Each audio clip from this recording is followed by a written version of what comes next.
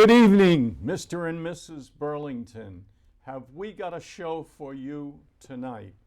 This is the 99th edition of Burlington and Beyond. A little later, I'm going to talk a little bit on Adam and myself, who represent our particular group.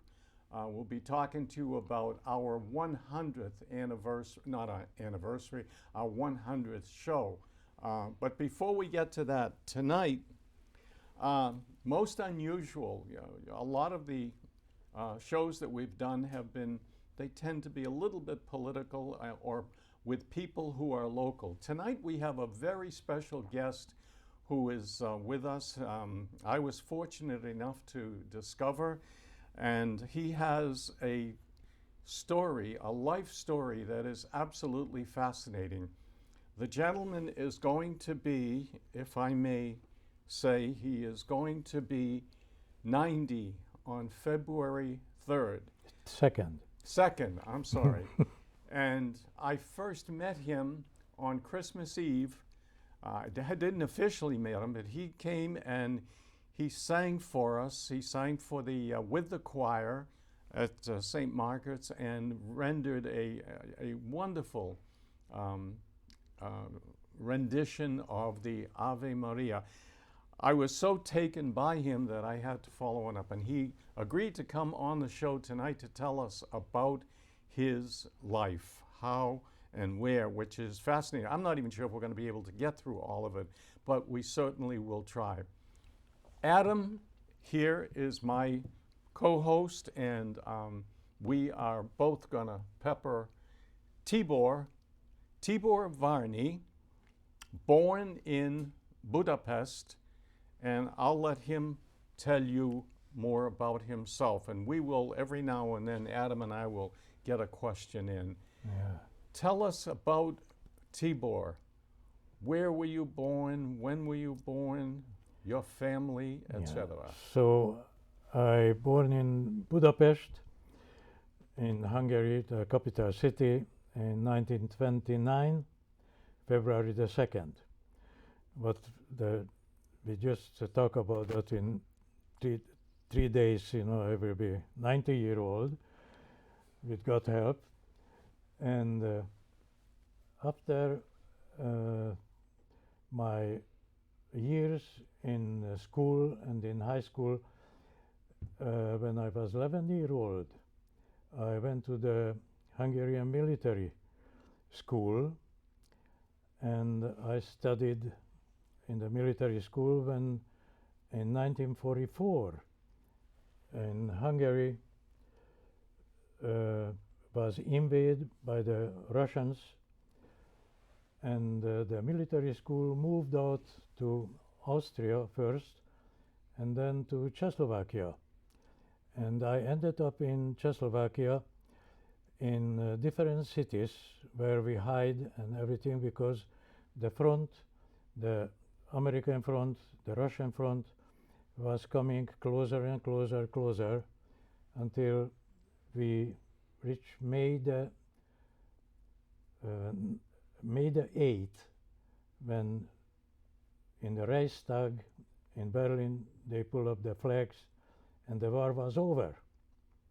But we was hiding, and when we heard that through the walkie-talkies, the war is over, we come out and we show ourselves with a white flag, and we start to walking in South Way, where is the American zone.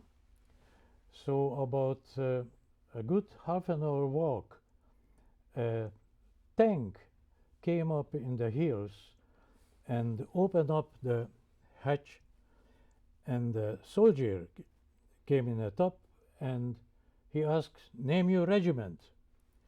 So our leader, the captain, he was about between 29 and 39 cadets together, and he said, "Name your regiment," and he answered, "We are Hungarian military cadet schools." And the gentleman in the soldiers in the tank then turned and he said, "Then come here and next to me in Hungarian. In Hungarian. In Hungarian, an American soldier called us in Hungarian to move to him. So that was one of our moments in my life when it's never happened. When you heard that, you When we heard your heard that language. in Hungarian, Yeah. American soldier called us, and his name was Lajos Kovács. That means Louis Kovac, and he's from Cleveland, because before the other Hungarians, so they are older now, and they are all of them dead, because the first push from Hungary came when United States needed workers, and his parents came long time before, and he studied here, and he was a master sergeant. Tibor, So- was this Ernie Kovacs? No, that's a different Ernie Okay, Kovac. his name was Kovacs. The Kovac is very popular name, Okay. and I'm there is sorry, about go 5,000 in the telephone books, the same names.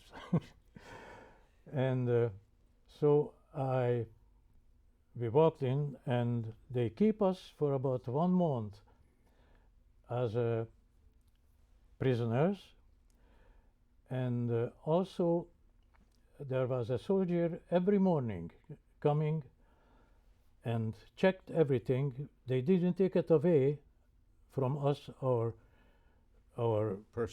personal things, and even we have it our rifles, Oh, and we have to show it every morning. We are cleaning it and ready for if something happened. So the next day we sign up a petition if the war maybe start or something will happen between Russia and United States. right. We ask them to put us on in the front line. And my signature went to the Pentagon, I could say. Oh, really? And when I came over here to Boston, I asked the lawyer who was representing me to find that name on what we signed in Orlik, Czechoslovak Sudeten territory, what we signed up in May the 10th, and they find the name with lots of listings and everything. There was the petition, and fortunately they called me in They found it. earlier for the American citizens papers. Oh, So I went through the little study and everything, and that's how I get the American citizen papers citizenship. here. Oh. But before, you see, after the 1 month period, when the Russians and the Americans, they corrected the line, and the Americans has to move out, but the prisoner stays. Ah, And that was in my life. We get by the Russians, ticket, everything, rings, necklace, everything. We was a Russian prisoner, prisoners. Russian prison. And they started moving us, walking, and then I get to in the Sudeten territory for where was my barracks in Strakonice.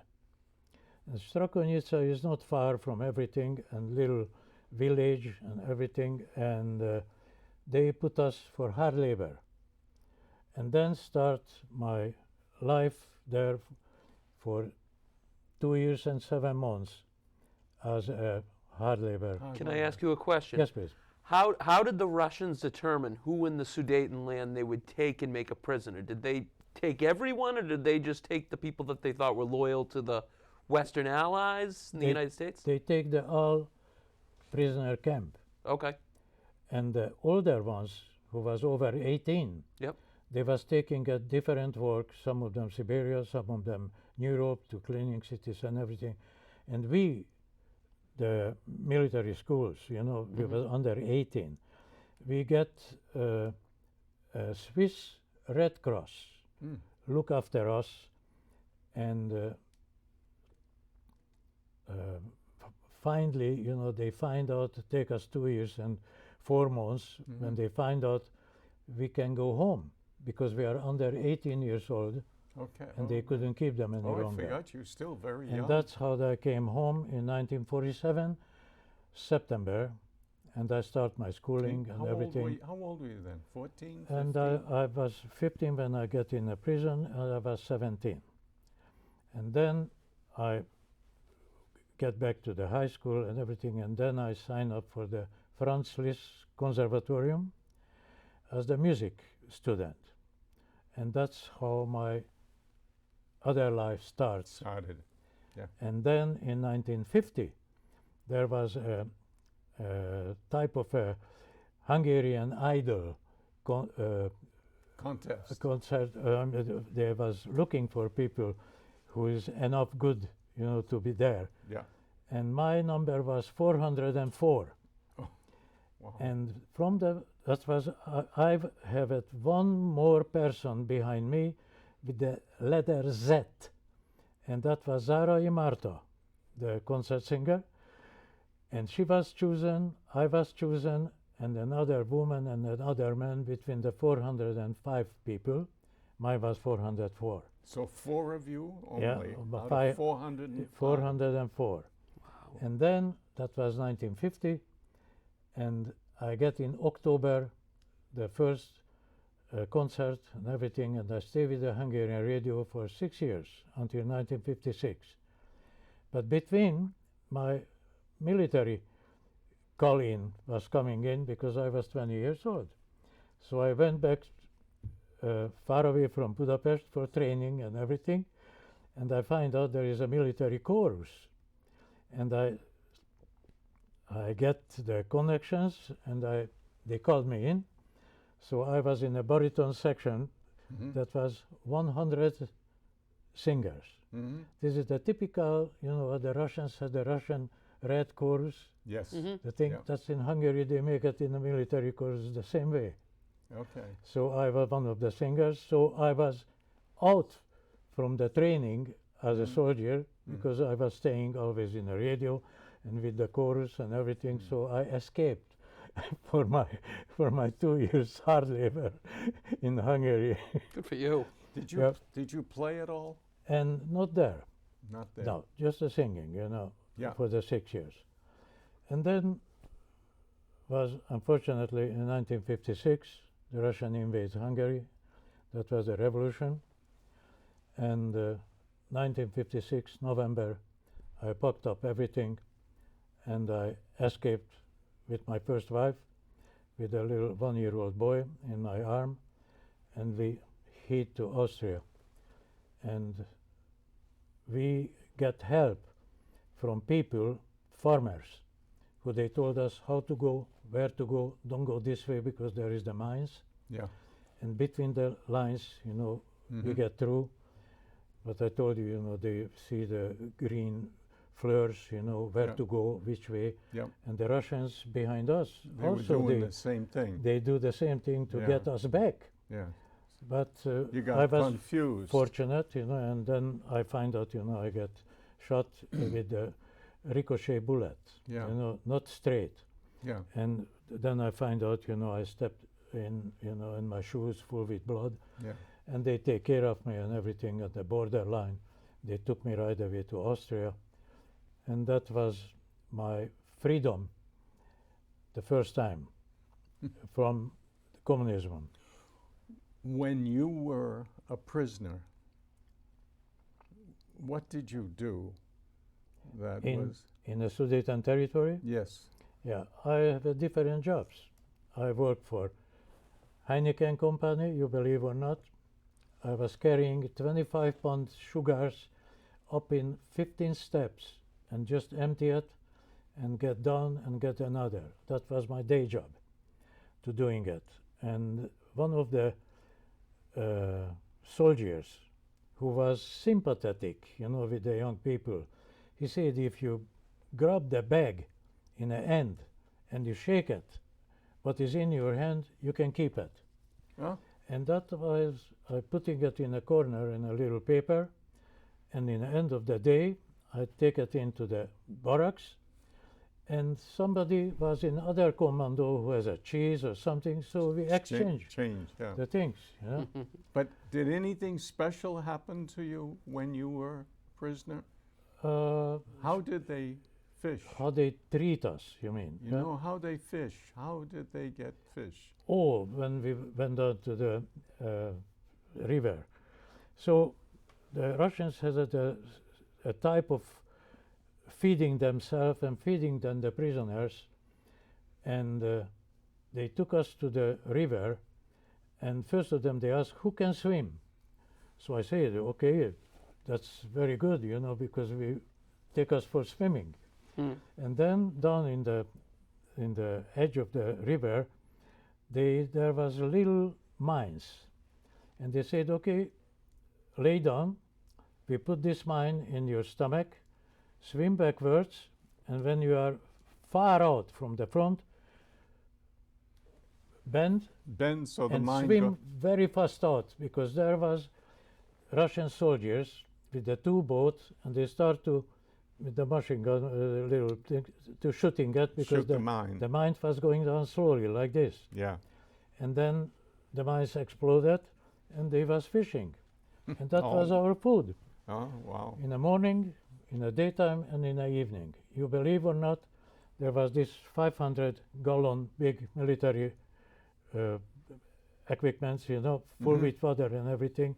So in the evening, what they give it to us, they just put on the water, and the next morning there was the same water with the coffee in pieces and everything, and I get very sick and get pimples and everything all over me, and they take me 3 times to the Red Cross to get rid of this, and because I don't eat fish.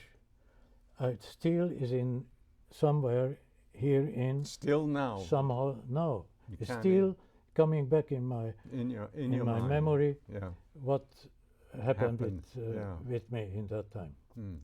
So that was one of the episodes, you know, how we keep it on. And So, you at what point did you? How did you end up in Canada? so in 1956, when I came to Vienna, and I filled up about 5 consulates to get rid of, because the Austrian people was afraid the Russians will run down Austria, who was only 1 year before they get independent. Mm-hmm. And they was afraid there is 120,000 Hungarians. They wanted to run down Sure. and take them back, you know, Yep. get rid of us. Yeah. So I find out 5 different consulates, and the Canadian consulate called me in first. So I went right away to the consulate, and they said, okay, 3 days from now in the morning here, they take you with the bus to the airport, and I get a special plane with Hungarian artist. Oh. There was my friend of mine who is in a tenorist, and he is living in Toronto. He is a rabbi, and the other gentleman, he is in the Toronto television. He is a producer, They still living and in Canada. in Canada. Yeah. And that's how they keep together this artistic group to come to Canada, because they say they are different, like hard labor or something, Yeah, yeah. or people, you know, they are different position they can do. And that time Canada was looking for people because the population, Right. you know, and they Yeah. want immigrants. Yeah. So the plane was coming from Vienna, and I flew over England, and then Keflavik, the ice. Oh, Iceland, Reykjavik. Iceland, Yeah, Reykjavik. yeah. Reykjavik. And the plane, Reykjavik, and the plane landed, refueled, and everything. Mhm. First time I see, we walked in, you know, through a bunker. I mean, a walk-in place. Quonset hut. All of them with ice. Was that the first time you were on a plane too? But Was that the first time you were on a plane? yes. Okay. And and then from Keflavik we landed, and in Moncton, that's in Moncton, yeah. Canada, Moncton, one of our plane motor started to burst in flame, and we landed hardly because we hit the top of the trees. Runway. Oh, okay, the trees. Was so close. Yeah. So we escaped from the other door where they shoot. Mm-hmm. They escaped us, you know. We have to lay down, I mean, sit down, you know, and we escaped because the plane was in fire. Oh, wow. And then the next day we get another plane, and I came to Montreal, to Dorval Airport. No one was hurt? No, nobody, no, because that was just before the plane burst in more Into flames, yeah. flames, you know. Uh-huh. So then you came to Montreal. Yeah. And now, how old were you now at this point? And this time, 1956, it was 1957. So I was 27, all right, because I That born in is- and this- 1929.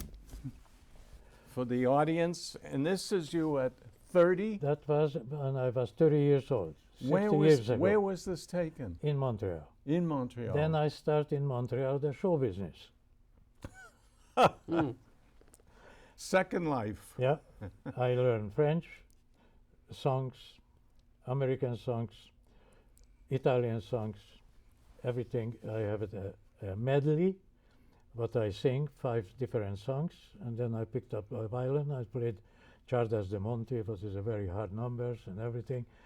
And then that was my beginning in Canada. You remembered well how to use the violin, how to play the violin. Sure, yes. Because you hadn't played it for a few but years. You see, I bought in Archambault, in St. Catherine Street, I bought a violin for Rochambeau. Oh, the French. $495. Okay. And I practiced a little. That didn't take that much for a good fingers and good study and everything. I went back so fast, you believe or not. The agents, they needed somebody, a continental act, you know, Yeah. to sending it. Yeah. So I went 450, 500 miles up to north, Val-d'Or, Noranda, Rouen, everywhere in Quebec province. So, and I was very, very well known, and usually the owners of the nightclubs, they asked for me. 2-3 times a year I went back to repeat the performance. Keep him busy. So I was lucky and keep it busy. And then in 1967, in the Montreal Expo, Oh, yes. I was singing in the Montreal Expo, Oh, right. and Mrs. Ban from the Café Budapest, owner, she was visiting in Montreal, and she remembered me from the Hungarian radio, my name, and by how I look and everything, and she invited me over, and she offered me a contract for the Café Budapest. And I said, I'm very sorry, I am until 1969, I sent for different agencies contract, 3 days, 2 days, full week, somewhere, you know. And I said I can come over in 1969. So I came over, I picked up 2 gypsy musicians, and I bring them with my car. We came to Boston, and we do a audition. And she loves it very much. She said, you can start right away. I said, we can't stay, we need a permit and everything. Then she called in the lawyer, and they fixed everything right away. So I went back, I picked up my wife, and the next day I came back to Café Budapest, and I started my 10 years there in the place. For those of you who are watching and do not remember the Café Budapest, it was located, it was a very well-established, well-known, especially in the Hungarian community, but in all of Boston, it was just outside of Copley Square. That's a Copley Square hotel downstairs, yes. Yeah, and it was, as I say, I've been there, from what it was a beautiful restaurant. And what did you do there at this? The two other gypsy musicians was a prime violinist. I was the second violinist. I have it also a baby bass Yeah. I played, and we have it a cymbalom player, a gypsy player, and we stay there, and we do in the cocktail lounge the music. And one of the days, you believe or not, Arthur Fiedler came in. Arthur for- Fiedler. Yes. Boston And Pops. he was sitting in a table 6, is a round table with 8 people. That's the biggest table. And he heard this gypsy music outside from the cocktail lounge Marquee. and everything. And over, Mrs. Ban always, when we have the 15-minute pausa, she put on the gypsy music. Okay. And he called over the lady owner. He said, "Dear Edith," because they was very well known, "would you please shut this music off? I don't want to listen for this." And then Mrs. Barnes said to him, "I'm sorry, you can go for another table or out from here. That music Yeah, is stayed on." It stays on. And he ate his dinner, everything, he stayed there. He stayed there. He stayed there. So that's So regular life. you played there. In the cocktail lounge Every for night? 10 years, 6 days. 6 days. Yeah. Sunday was a pause. Yeah. And I was there for 10 years with 2 different pianists. One was Ellen White, who was in the Diamond Gym cocktail lounge, the famous pianist, and she came over to back me up for 4.5 years. And then she got another contract, and I was looking for another pianist. And then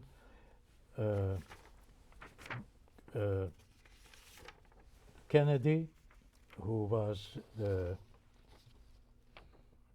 senator, Of course. Yep. Senator Kennedy, bring in from Russia 100 Jewish people to immigrant.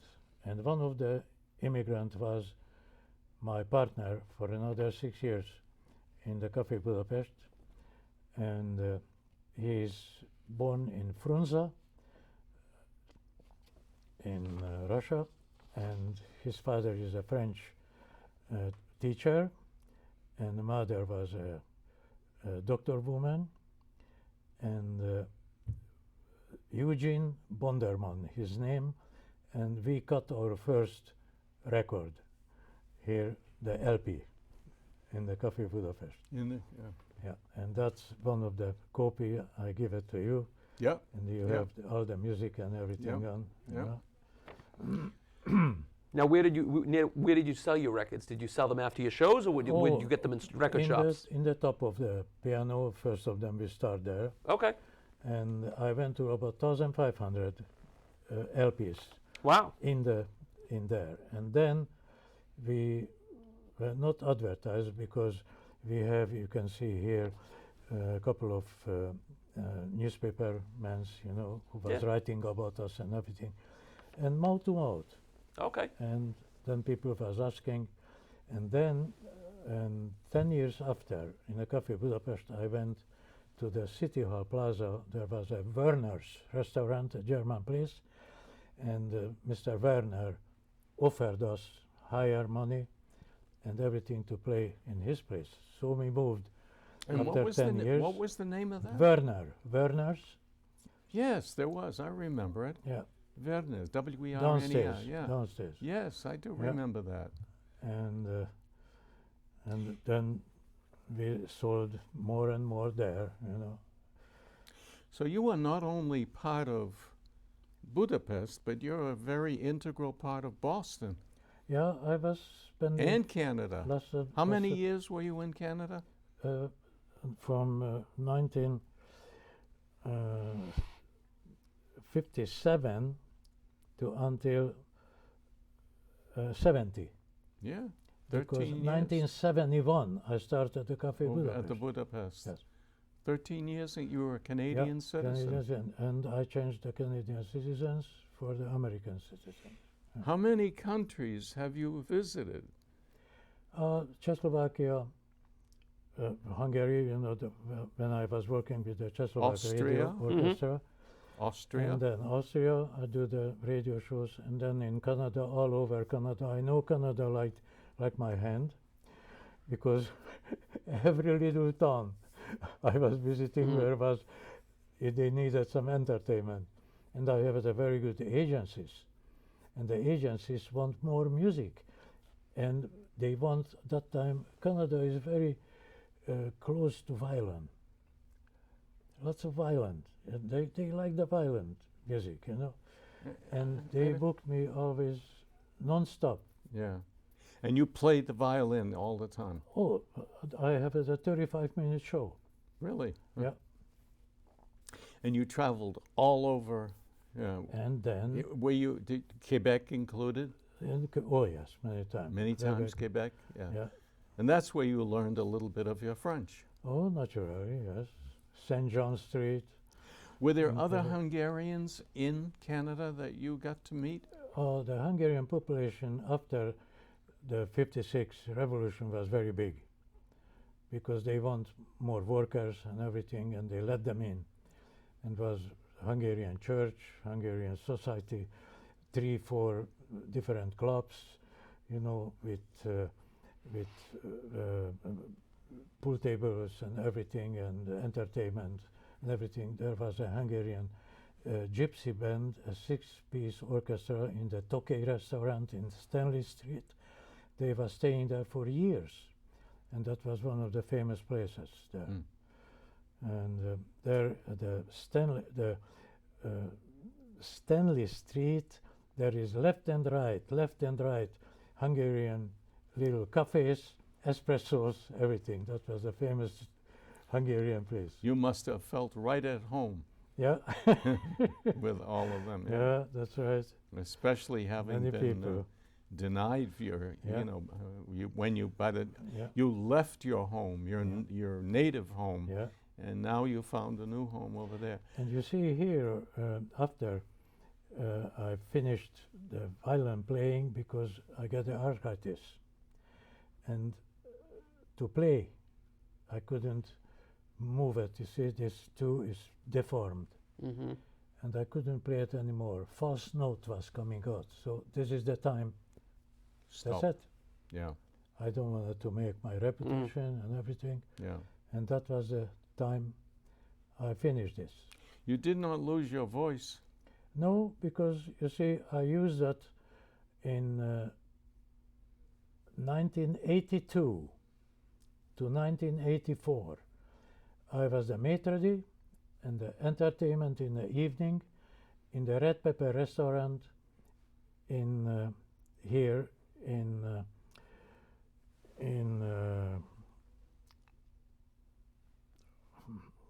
not far from here, anyway, a friend of mine in the opened Boston a area? restaurant. No.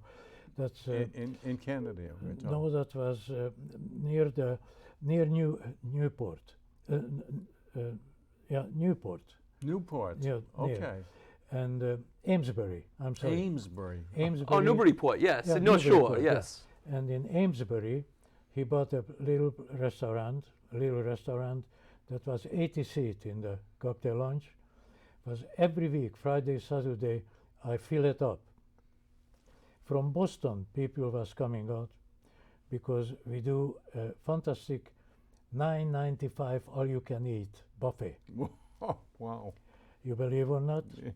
Salad, 5 different main course, and plus roast beef, $9.95. And entertainment.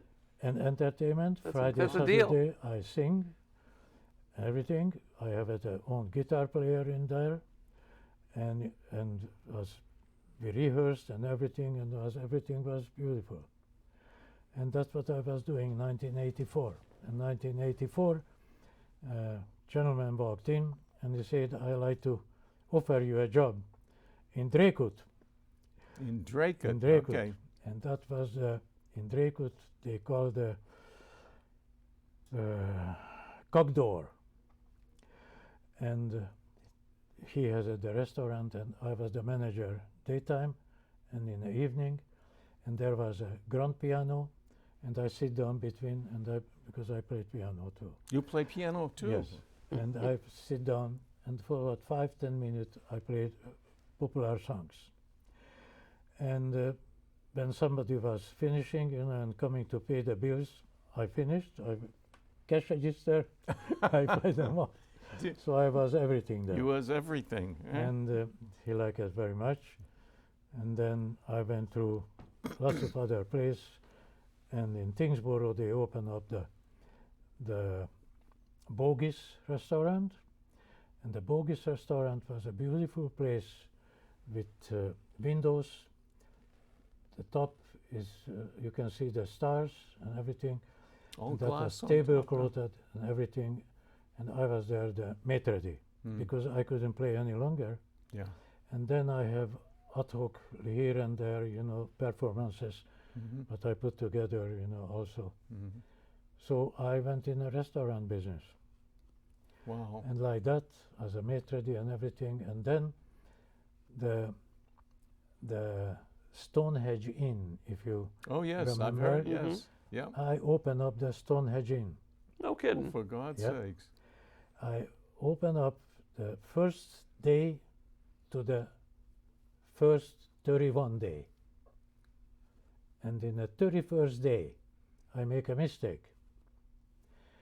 And the general manager, in the nighttime, when we finished, I was serving people champagnes, everything, as a maitre d' I also do. And I see him run through, because the Stonehenge Inn, they have rooms downstairs, Right. upstairs. He was running out from one room to the other room naked. And I see him. And the next day he called me and he said, "You don't say anything." I said, "Naturally, I don't say anything." He said, "Here is 4-week payment." Wow. And that was my end in the 31st day on the Stonehenge Inn. No He kidding. was afraid, yeah, I get 4 weeks pay. I say, "What for?" He said, "Tibor, you are all right and everything, but we need here more knowledge." And I just start with this, Yeah, yeah. bullshit. And so that was the end of my right there. You're And then I see an advertisement in the paper. They're looking for somebody on the front desk at the Lowell Brewery Exchange. Yeah. The Brewery Exchange, I was there for 13 years No kidding. as a maitre d'. And then the Boston Beer Works bought out the place. Now it's Boston Beer Works. Yeah, yeah. And I was out from the job. They said rehire. So I rehired, and they called me in and they said, "I'm sorry, your pay is too high for us, and we need younger people, students and everything." So You can't I say was- that. You're not supposed to say that. I was out, what? You're not supposed. They're not supposed to say that. They're not supposed to reference your age. But Yes. Not the age, Their but loss. the money first. I understand. And then one of my waitress from there, he went to Chelmsford to the Bertucci's. And I was just passing by with, I always have it in my car, my resume. All the way down from Cafe Budapest until the last minute. Oh, Bertucci's, Italian restaurant. I say I stop. I went in. And Amy from the other place, she said, "Tibor," I said, "What you doing here?" I said, "There is a manager, with my resume." And that was February the 1st. Okay. And I gave it to the manager came over. He said, "Can you stay here for a minute? I wanted to talk to the general manager." And about 15 minutes after, they gave me a coffee, and I talked to the waitress, Amy, about my life and everything, what's happened. And they came in, the general manager. He said, "Tibor, my name is so-and-so." He said, "We looked your resume. We need somebody at the front desk." I said, "I'm right here. When you can start?" I said, "Tomorrow." He said, "Fine, tomorrow." I dressed up like this. I came in, and they said, "Come into the office." He said, "Okay, we put you in the regular things, your name, everything. He said, your birthday. I said, 1929. He said, wait a second. And he went down, in the computer. There was no 1929. He said, okay. He said, Tibor, here is, you are the oldest Bertucci workers. So I was there for 6 years. Good for Wow. When my wife I find her in home, in the floor. She has faintings, Mhm. everything. And I quit my job because somebody has to be with her. Next day I went to the VA clinic. They find out she has in her heart an extra groaning, extra Valve? valve. Okay. Yeah. An So they extra took va- her right away, operated her. They burned in both sides, get in and everything. Yeah. Yeah. They burned completely out.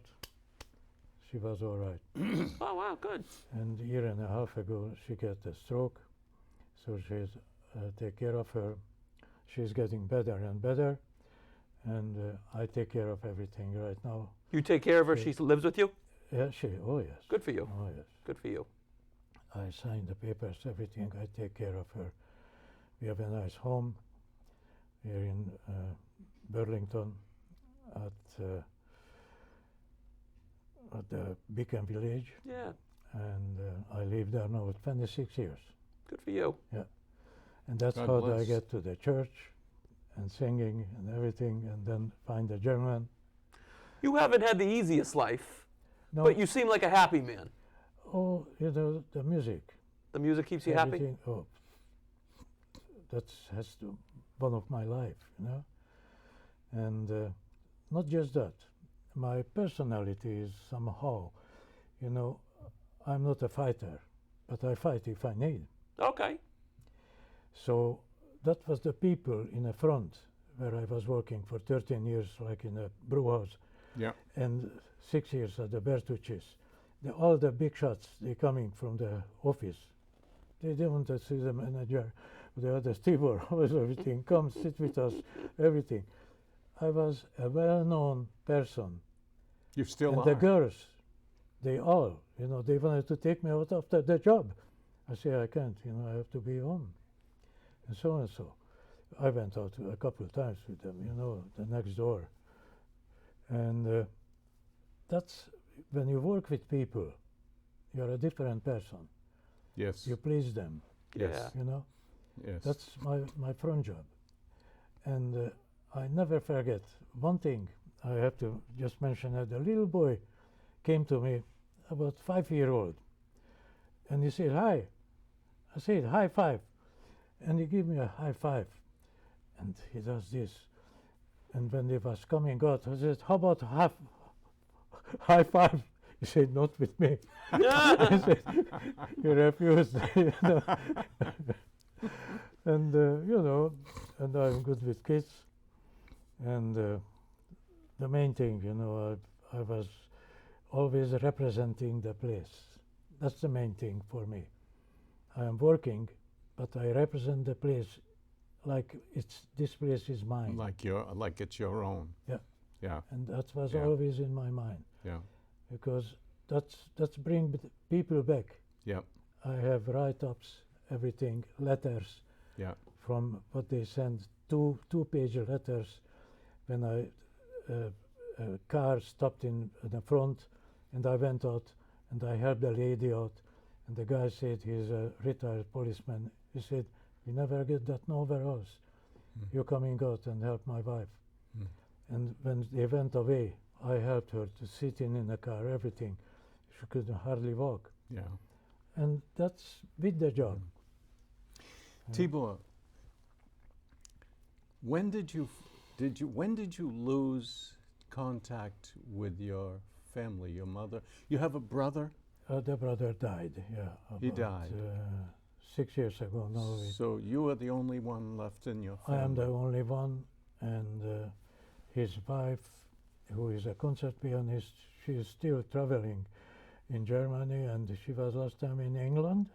She's a concert pianist, a Chopin pianist. Oh, wow. She's 84. And she's living Wow. in England now? No, in Hungary. In Hungary. Oh, Okay. she has her own When agency. did you find that? When was the last time you had contact with your mother and your father? When I came home from the prisoner camp in 1947, September, and when I left in 1956. Okay, so you spent some Yeah, time with and them. then when the consulate let me to go home as a freedom fighter, then I went the first time home to Hungary to visit my mother. My father died. They sent me a tape only, but when they say good night to me, goodbye to me, and excuse me, and my mother, I bring home my friends, who is my best friend, who was the Mother Corporation vice president, and they bring them to introduce my family in home, the same like you do with your friends. Yep, yep. And then back and forth. I was 3 times home. I take the Danube River Yep. up to Germany and everything, and from Paris I fly home. And that was the last time.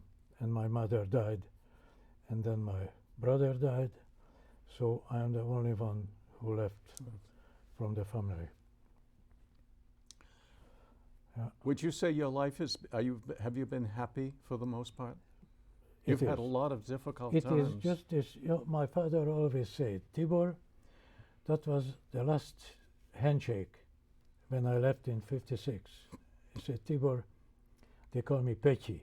I was the small one, the petit, you know. Mm-hmm. He said, I tell you something. Don't forget this. The wheel is always turning.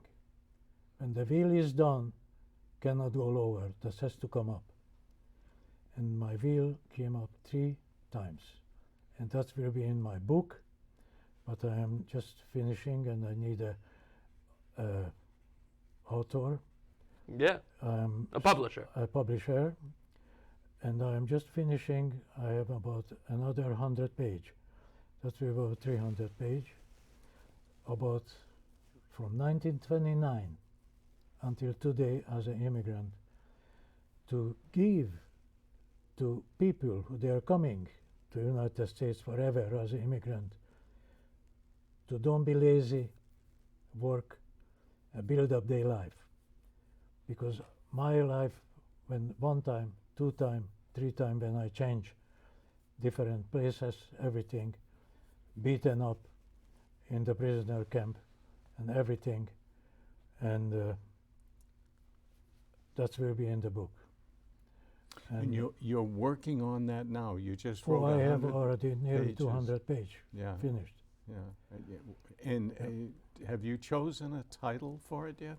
The title I like to, but I was thinking that will be it, like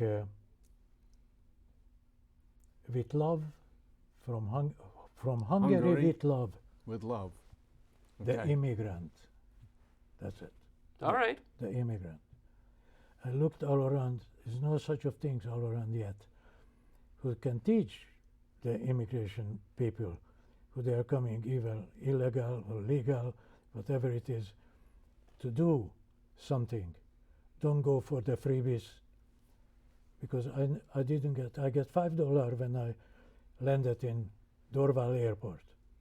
The Hungarian committee, they're older Hungarians, Yeah. they give everybody $5 when we came up from the plane. So what do? You have $5 in your pocket. $5. You don't have a job yet. What do you do? Next day I went to Woolworths and I bought for my wife a shawl. It was 35 cents. Okay. A silk shawl for 35 cents. I said to her, we are millionaires.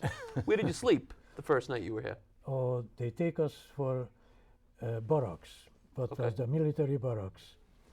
And if we have time, I don't know if we have time to say this, Got about 8 minutes left. 8 minutes A little left. less than 8 So minutes. that was a funny story. When the plane was landing to Dorval, there was in the nighttime beautiful snow, lights, everything, street lights in the nighttime. And there was a red sign, hot dog. hot dog. Hot dog. Turn it up. I said, I know, hot. It's hot. The dog is a wow, wow. I said, we came in the wrong country. I said, they eat that in the restaurant, hot dogs. So 2 days after, in the barracks, there was the breakfast. Big breakfast. Mm-hmm. Bacon, everything, hot dogs table. Hot dogs. Everybody went all around. They say the guys coming over, the old Hungarians, what's the matter? Nobody eats the hot dog? I say, we don't eat dog food. They say, that's not dog food. And then the next 5 minutes was gone, everything. This is what, believe or not, that's happened. Right. No, I believe it. And even though a hot dog isn't made of dog, Yeah, it is just like half a step above dog food. It tastes good. it is. But Yeah, Do you have any regrets? I'm glad I'm here. I'm glad you're there.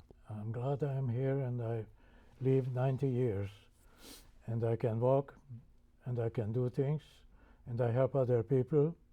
Like one of my neighbor, you know, she didn't know that light didn't come up and everything. Tibor, everything is dark. I don't know what to do. I say, let me say, boom, boom. That's it. The next minute was gone. good for you. Type of a thing. Where do you get your energy? Oh, you see, I can say in that 2 years and 4 months when I do so many things and was getting beaten, and one of the commando was cleaning the street under a house where was a terrace, and there was a gentleman with his little boy, a 6-year-old boy, and the soldier was next to me. He said, stay here, because they speak in Czechoslovak and the Yep. Hungarian, you Yep. know, they are very close to each other. Stay here, open your mouth. I opened my mouth, for what?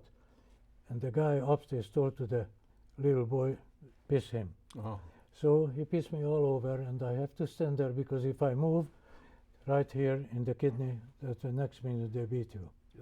Type of a things you go through what was in the book Yeah. and many other things. What you go through as a prisoner and Did you ever go to any type of counseling when you came back? When you came to the United States, did you ever counsel. talk to a doctor or Oh, you see, about the things you saw while you were in a camp? And first of them in Canada, I get the 10 years. okay, 12 years, and then I came over here.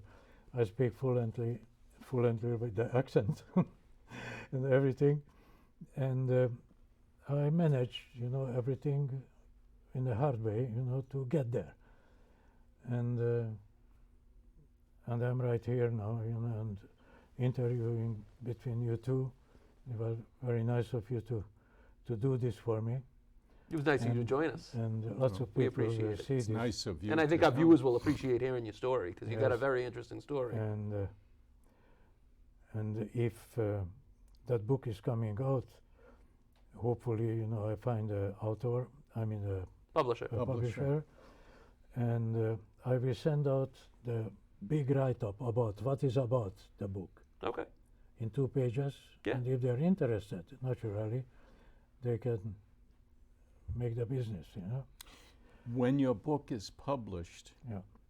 if You will you, be the if first you, one. no, then you must come back and tell us Oh, yes. about. You must bring copy and tell Yeah. us what's in it and your. Oh, whatever. I'm working on it. So that's.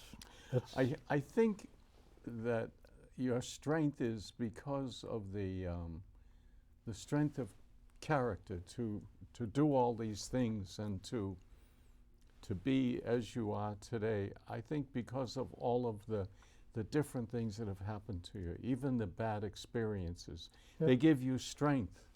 Yeah. When you can live through something bad, you know, if it doesn't get to you, it doesn't destroy you, I think you become a little bit stronger. You've had a very interesting life. Yeah. Do you see, have any regrets? the lives teach you, always. You have to think about it and leave the bad just in your memory, but leave it out. Because if you think about it, like look at the soldiers coming home and they suicide themselves Yeah. Mhm. and they're getting how you call that, for Post-traumatic stress. post-traumatic stress, yes, and everything. They thinking back, what was happened. There's terrible things happen, Yeah. and not like mine, the little boy pissed me all over or something, that's nothing. But also for a 15-year-old, a 16-year-old, when you are still young, and it's coming back. Mhm. And I'm glad I'm here, and I will, if I have to work or I have to do anything, if I can do it, I do it. How many times have you been back to Hungary? 4 times. Is it the same as it was when you left? No, that's a big difference. You see. Changed a lot. Americanized. Americanized, Yes. yeah. I think most of Europe is like yes. that. Oh yes. You probably sensed it. You in where did you go recently? You went to I was in Paris and the Netherlands in 2017. Okay. Netherlands. Yeah. Do you the places I've been, there was always a sense of America or Americanization, if you will, everywhere. There was always signs of, simple McDonald's. things. Yeah. Even I did see a little even bit the of that. coffee shop. I remember standing at the Fontana di Trevi in Fontana di Trevi. Rome, Yeah. and I heard someone say, American, I am going to have a coffee. Do you want one? And I looked and I said, yeah, I'll have one. Where are you going to get coffee? Oh, down the street is Dunkin' Donuts. Yeah. Right down the street there. So the world has changed a lot. Yeah. We don't have a lot of time left. We've got about 30 seconds. Yes. Oh, wow. I guess we have less Oh. than 30 seconds. So we want to thank Tibor for joining Yes. us tonight. Thank and you. I thank you. did you want to very give a much. teaser for our 100th episode is coming up in 2 weeks, and we're looking forward to a great show? Yeah. Who's going to be here? All of us. Okay, All of the original five of cast. us, and we're gonna a little bit of a celebration, and we're gonna let you know about who we are. Thank Good you, night, everyone. Thank you. Tibor. night. Thank you.